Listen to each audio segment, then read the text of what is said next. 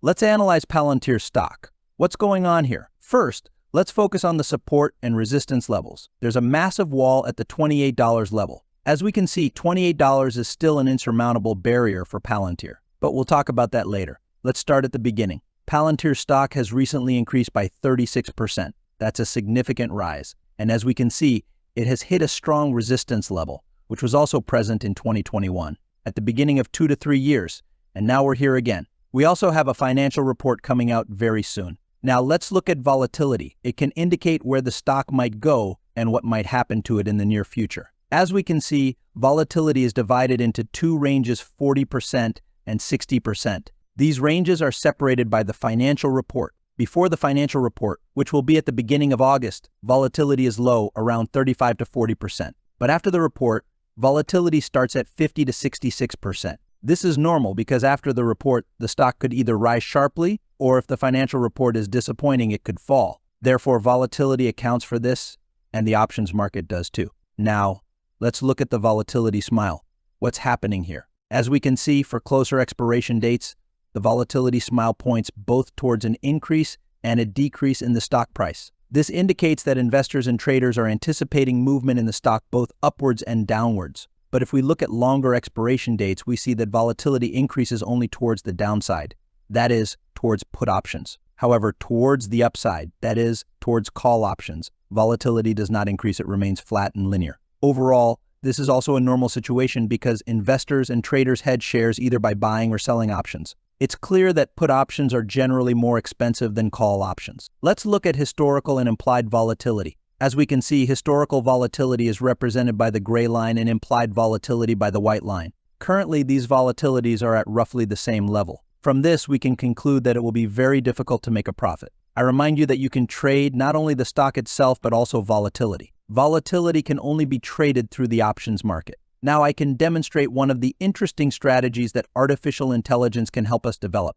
We say that volatility will increase by 15%, and artificial intelligence suggests several interesting strategies. For example, we could sell a put option with a strike price of $32 and buy 2 put options with a strike price of $28. This is an interesting strategy.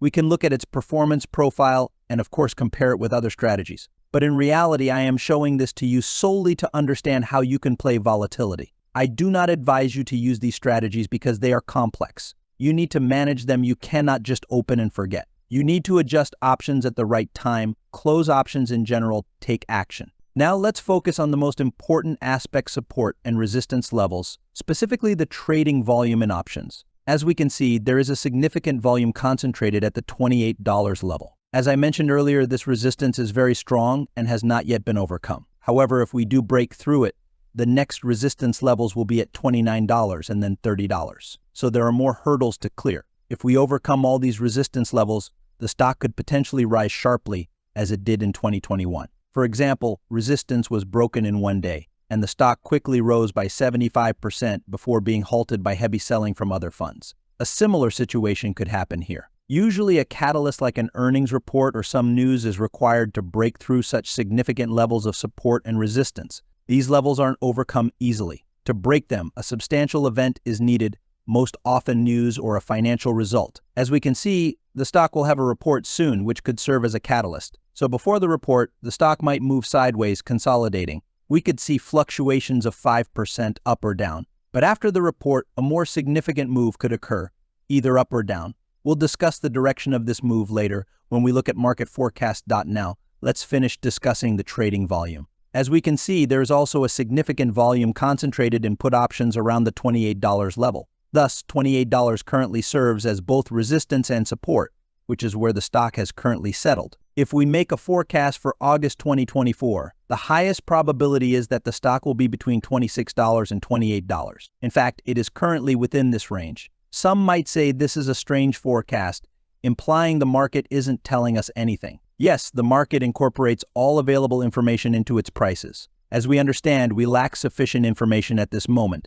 since the forecast is for the end of August, and there will be a financial report before then. Thus, the market must wait for the report, after which it will reassess all information. At this moment, before the report is out, there is not enough information. This pertains to the forecast for August 2024. If we look at the forecast for the end of the year, for example, December 2024, the market expects the stock to be between $22 and $25. This implies a slight decline. Again, there isn't enough information, but the market assesses based on everything available. I also hypothesize that a recession might occur by the end of the year, which could cause the entire stock market to correct, including a stock like Palantir. Financial reports are crucial, but the overall market sentiment is also very important. That's why we have such a forecast for now.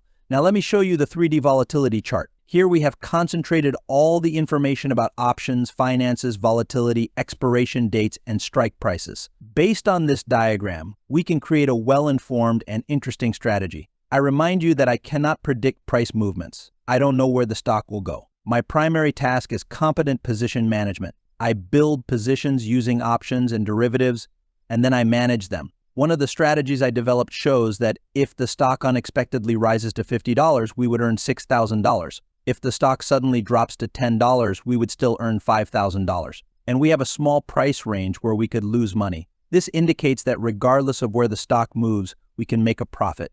This is the essence of my portfolio management and strategy. Using mathematical analysis, I develop and implement strategies to achieve good results. However, I do not recommend opening such a strategy as it is very complex. You can lose money. All these strategies need to be actively managed. You need to buy and sell options, and it's the same here. There can be a loss, and you need to hedge it by purchasing the underlying asset. That's how I operate. If we look at the number of shares shorted, it's not much less than 5%. Currently, the company is profitable, but the PE ratio is extremely high. From a financial metric standpoint, the stock is overheated. It would need a sharp improvement in financial performance. If the reports are good, the stock could potentially rise further. However, during a recession or a market downturn, this stock could likely fall back to $10. I do not rule this out, but it could still grow significantly before that happens. I also recommend watching my latest video on an absolutely real portfolio. There, I discuss the trades I have opened and the stocks I am buying.